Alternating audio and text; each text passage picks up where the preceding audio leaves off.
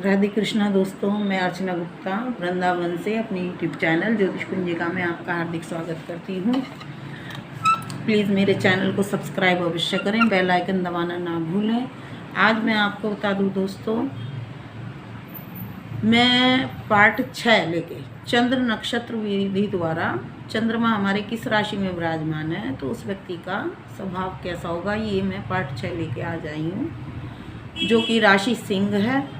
मैं पहले 5 पार्टों में अपना बता सकती हूँ कि चंद्रमा किस राशि में विराजमान है तो उस व्यक्ति का स्वभाव कैसे होगा जब किसी चंद्रमा की किसी ग्रह के साथ युति ना बन रही हो या किसी भी ग्रह की उन पर दृष्टि ना पड़ रही हो, और पड़ रही हो तो मित्र दृष्टि या शत्रु दृष्टि से उनके स्वभाव में परिवर्तन आ जाता है।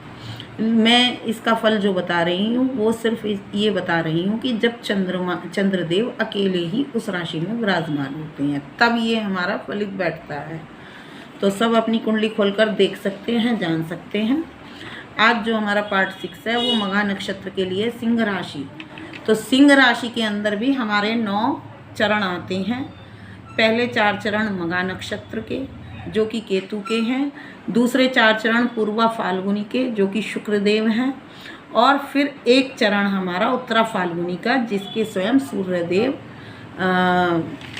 स्वामी हैं।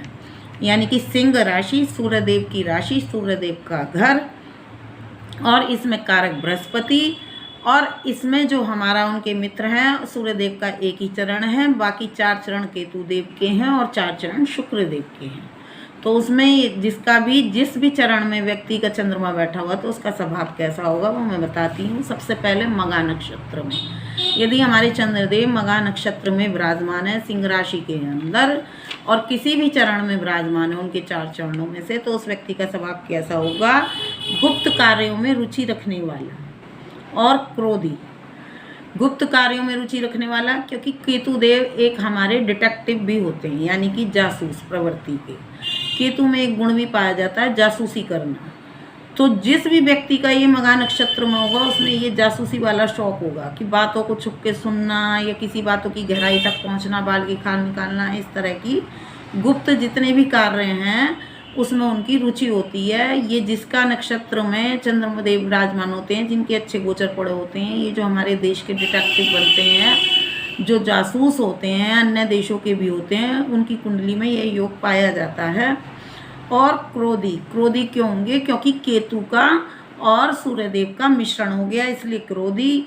अकस्मात हानि उठाने वाले, कर्ण रोगी और तेज आवाज वाले। अकस्मात हानि उठाने वाले, कभी कभी ये धोखा भी खा जाते हैं। धोखा क्या खा जाते हैं कि ये ओवर लिमिट जाते हैं, क्योंकि हमारे यहाँ पर जब केतु से मिश्रण हो जाता है तो सूर्य हमारा मंद पड़ जाते हैं, यानी कि उनकी गति स्थिर हो जाती है। तो क्या होता है, जब गति स्थिर हो जाती है तो वो एकदम उनके सोचने समझने की पावर हो जाती है कुछ विशिष्ट शर्तों के साथ में। और कर्ण रोगी, क्योंकि ये ऑर्गन से भी केतुदेव संबंध रखते हैं, यानी कि उनके कान में किसी न किसी प्रकार का रोग लगा रहता है। और क्या है, तेज आवाज़ वाले, उनकी आवाज़ जो होती है वो उनकी तेज होती है, यानी कि उनकी जो शक्ति होती है, क्योंकि करंट उनमें तेज वाला होता है। सूर्य गर्मी और केतु, और उसमें चंद्र मिल गए तो यानी कि डबल करंट हो गया, तो वो तेज हो जाता है। और प्रबलकामी, दूसरों के धन पर अपना अधिकार जमाने वाले। यदि वो गलत हैं या गलत दृष्टि में आ रहे हैं तो प्रबलकामी भी हो जाते हैं।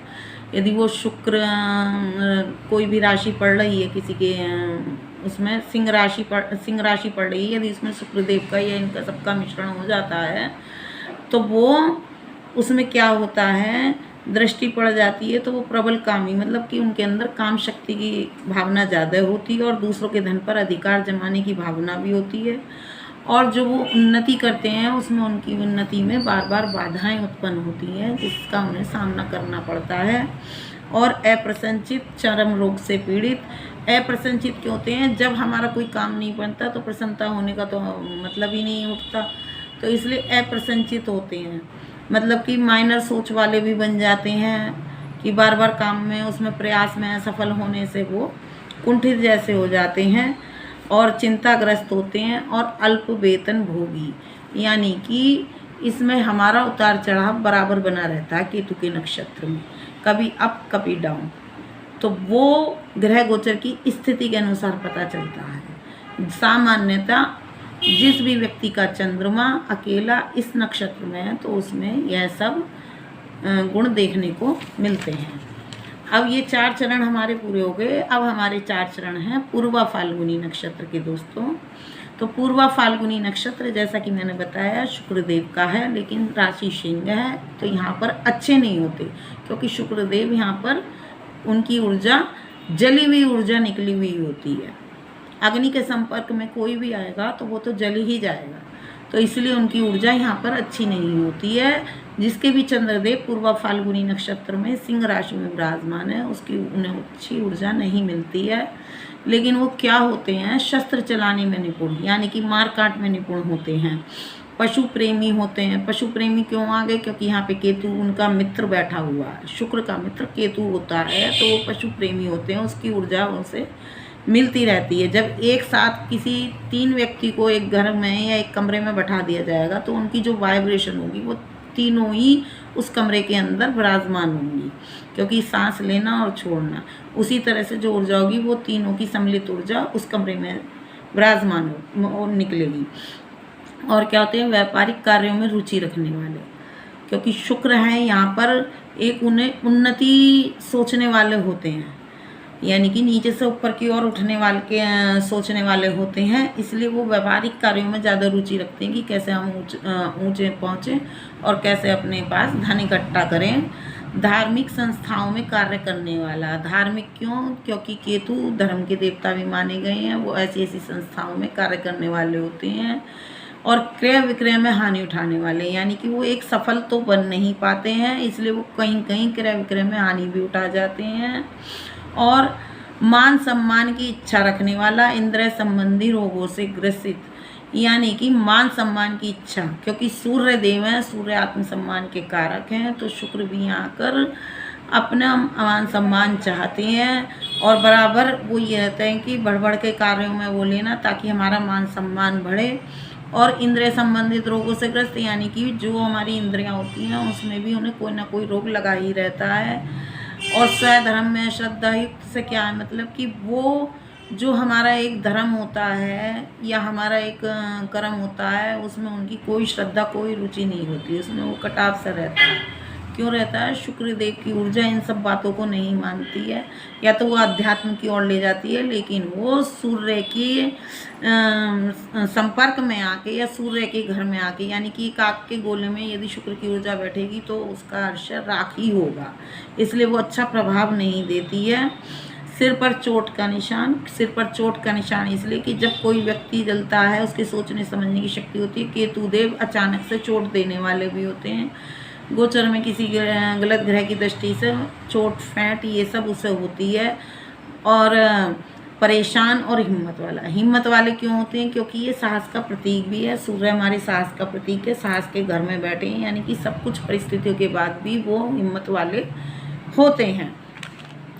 तो इस तरह से मैंने आपको सिंह राशि में मघा नक्षत्र के 4 चरण और पूर्वा फाल्गुनी के 4 चरण, यानी कि केतु के 4 चरण, शुक्र के 4 चरण बता दिए। अब सूर्य देव का ही चरण आता है उत्तरा फाल्गुनी का 1 चरण, टोटल मिलाकर 9 चरण हो गए। तो उत्तरा फाल्गुनी वाले में जो अपनी ही राशि है और अपना ही नक्षत्र है तो उसका असर कैसा होगा, जब मित्र ग्रह चंद्रदेव उसमें बैठेंगे।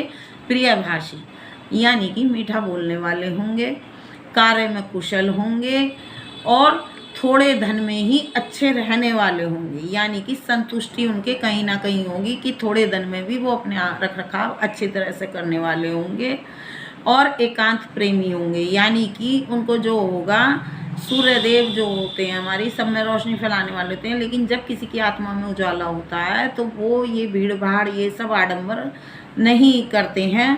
और पशुओं में श्रद्धा रखने वाले, यानी कि इसमें जो शुक्र की और केतु की ऊर्जा आ रही है, यानी कि गाय से प्रेम करना, पशुओं में प्रेम करना, ये भी उनकी एक आदत होती है अपने नक्षत्र में बैठ के, यानी कि स्वधर्म का पालन करना। और मातृ पितृ के सुख से वंचित, अब यहाँ पर ये आ गया दोस्तों, मातृ पितृ के सुख से वंचित क्यों आया, ये क्यों आया, वो इसलिए आया कि जब सूर्य और चंद्र एक हो जाते हैं तो वो दोनों ही डिस्टर्ब हो जाते हैं, यानी कि जब हमारे चंद्रदेव उत्तरा फाल्गुनी नक्षत्र में विराजमान हो गए, यानी कि सूर्य की राशि में, सूर्य के नक्षत्र में, तो जो जल हमारा शीतलपन होता है वो शीतलपन ख़त्म हो जाता है और उसमें एक गर्मी आ जाती है, यानी कि जो कि हमारे चंद्रमा माता हैं, सूर्य पिता हैं, तो दोनों के मेल से वो स्थिति हमारी डिस्टर्ब हो जाती है, यानी कि हमें दोनों का सुख बराबर नहीं मिल पाता है। और तीक्ष्ण स्मरण शक्ति वाला, यानी कि सूर्य के प्रभाव से उसकी जो बुद्धि होगी, स्मरण शक्ति होगी, वो बहुत तीव्र होगी, क्योंकि यहाँ बृहस्पति देव कारक हैं। कहीं बृहस्पति की दृष्टि पड़ रही हो तो स्मृति का कारक हमारे बृहस्पति देव हैं, तो इसलिए उनकी स्मरण शक्ति, उनका ज्ञान बहुत अच्छा होगा। कला कुशल और संबंधियों से प्रेम करने वाले, कला कुशल यानी कि हर क्षेत्र में निकला हुआ होता है। ऐसा व्यक्ति जो होता है हर क्षेत्र में रुचि लेकर, उसे सभी क्षेत्रों का ज्ञाता कहा जा सकता है। और संबंधियों से प्रेम व्यवहार करने वाला, जो भी हमारे कुटुंब कबीले परिवार हैं, उनसे सौहार्द, उनसे मित्रवत, उनसे सबसे प्रेम करने वाले होते हैं। तो ये मैंने आज आपको बता दिया कि अपने वीडियो में कि सिंह राशि में यदि हमारे चंद्रदेव विराजमान हैं तो 9 चरण के अंदर तीन ग्रहों के अंदर, यानी कि केतु, शुक्र और सूर्य के अंदर ही उसका प्रभाव कैसे होगा। अगली बातें मैं अगली वीडियो में बताऊंगी। राधे कृष्ण।